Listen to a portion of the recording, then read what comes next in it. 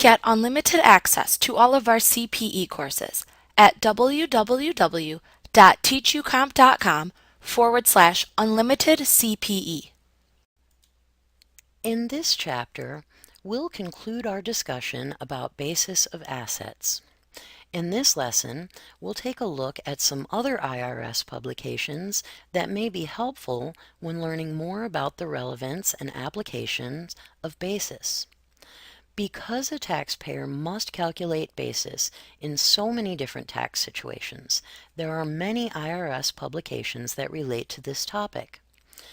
In addition to the IRS publication included with this course, you may be interested in the following: IRS Publication 523, Selling Your Home; Publication 527, Residential Rental Property; Publication 535, Business Expenses; Publication 550, Investment Income and Expenses; and Publication 587, Business Use of Your Home.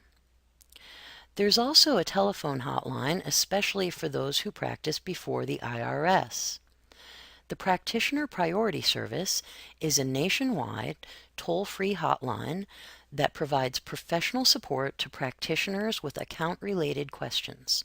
The toll-free number for this service is 866-860-4259.